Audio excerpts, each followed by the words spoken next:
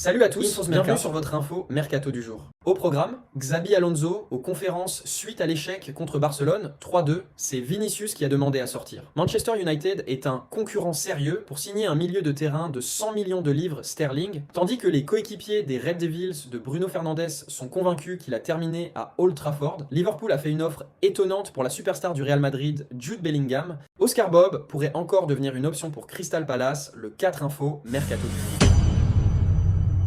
Les Red Devils se dirigent vers une nouvelle ère après le licenciement de Ruben Amorim. Pourtant, leurs priorités de transfert restent les mêmes, et ils cherchent à reconstruire leur milieu de terrain au cours des 2 à 3 prochaines fenêtres de transfert. Une foule de noms passionnants ont été liés à United, et nous avons rapporté pendant des mois comment la star de Nottingham Forest, Elliot Anderson, est en tête de leur liste restreinte. L'incertitude entourant l'avenir du capitaine du club Fernandes au club pourrait ajouter de l'urgence à leur poursuite. Dans le même temps, des joueurs comme Kobbie Mainoo, Manuel Ugarte et Casemiro ont tous été fortement liés aux sorties. Et alors que le travail sur les transferts se poursuit dans les coulisses, United réfléchit toujours à la personne à nommer comme manager jusqu'à la fin de la saison avant d'apporter un successeur permanent à Amorim la saison prochaine. Fabrizio Romano laisse tomber la grande mise à jour d'Elliot Anderson. Anderson, 23 ans, est sur le radar de plusieurs équipes supérieures après avoir énormément impressionné depuis qu'il a rejoint Forest depuis Newcastle à l'été 2024. C'est un joueur vital pour Forest, ayant joué chaque minute de leurs 21 matchs de Premier League cette saison, marquant un but et 2 passes décisives dans le processus. Anderson a gagné 6 sélections pour l'Angleterre jusqu'à présent et cherchera à garder sa place dans l'équipe de Thomas Tuchel pour la Coupe du Monde plus tard cette année. United est chaud sur sa queue et selon le journaliste fiable Romano, ils sont des prétendants sérieux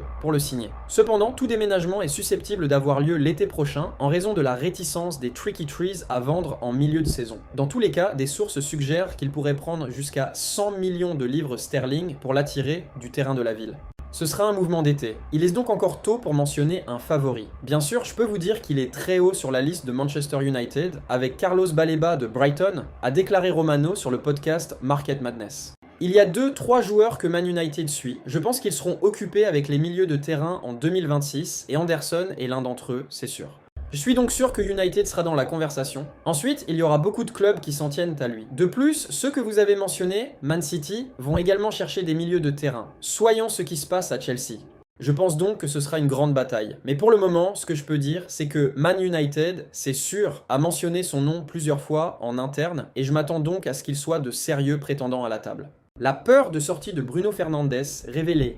En novembre, notre initié de transfert Fraser Fletcher a révélé en exclusivité que United pourrait étonnamment vendre Fernandes pour faire de la place dans son équipe pour ses 3 principales cibles de milieu de terrain, Anderson, Baleba et Adam Wharton de Crystal Palace. Depuis lors, le skipper des Red Devils a déclaré dans une explosion dans une interview qu'il était en colère contre le fait présumé que certains au club voulaient qu'il parte. Le gourou des transferts Romano, quant à lui, a également déclaré que Fernandes envisagera son avenir à Man United après la Coupe du Monde 2026. Dans une nouvelle mise à jour, un rapport de The Sun affirme que l'attente de ceux qui sont proches de Fernandes dans le vestiaire est que le joueur de 31 ans est maintenant prêt à relever un nouveau défi.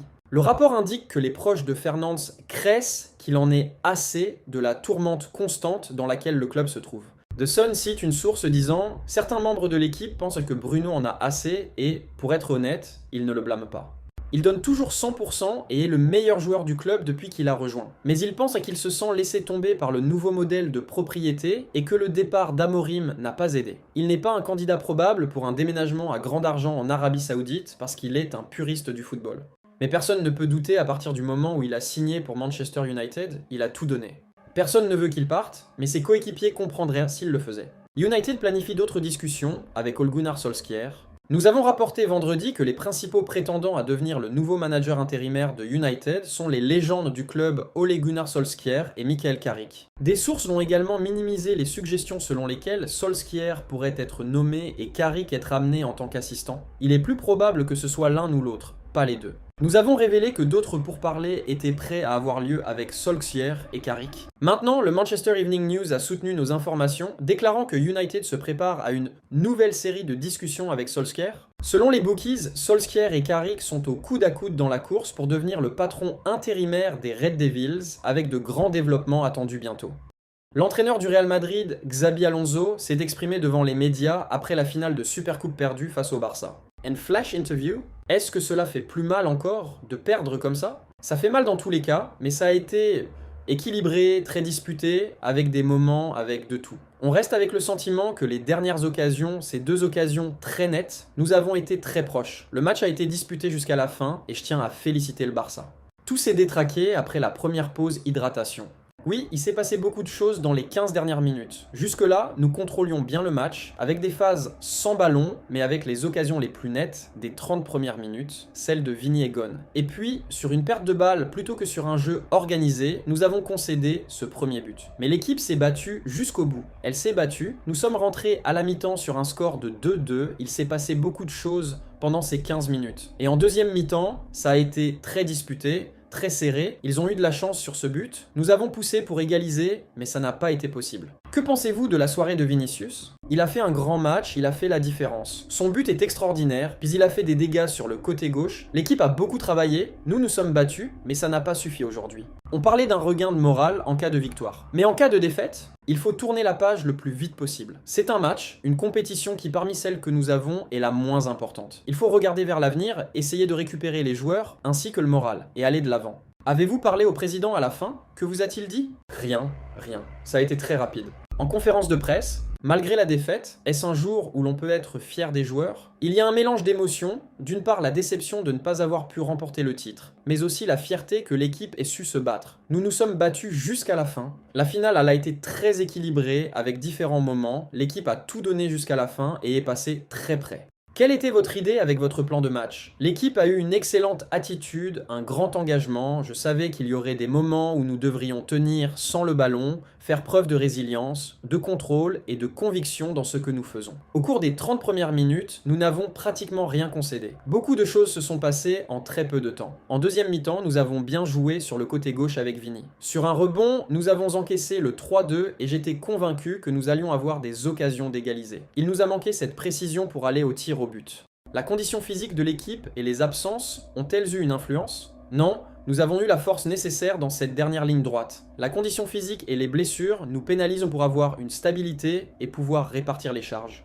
Comment s'est terminé le match pour Vinicius et que représente ce but pour lui? Vinicius a très bien joué jusqu'à la 85e minute, il a demandé à être remplacé parce qu'il était fatigué, il y avait beaucoup d'humidité. Il a été décisif, son but était spectaculaire, il a été très dangereux sur son côté. Nous ne sommes pas satisfaits du résultat, mais nous pouvons tirer des enseignements positifs pour la saison. Il faut maintenant récupérer les joueurs, c'est le plus important pour le moment. Que retenez-vous de positif de ce tournoi? C'est une compétition dans laquelle nous affrontons deux grands rivaux en quelques jours au milieu de la saison. Nous gardons le positif et nous nous concentrons sur nos prochains défis. Comment avez-vous vu les minutes jouées par Mbappé? Kylian allait entrer juste avant le 2-3. Nous voulions créer un déséquilibre, une menace, le faire jouer entre les lignes et dans les espaces. Il nous a apporté ça un peu plus tard. Dommage que nous étions déjà menés au score, mais nous voulions mettre la pression avec lui en attaque. Avez-vous préféré attendre pour le faire entrer parce qu'il n'était pas à 100%? Il n'était pas prêt à débuter le match avec l'intensité qu'il allait avoir, et c'est pourquoi nous avons pris cette décision.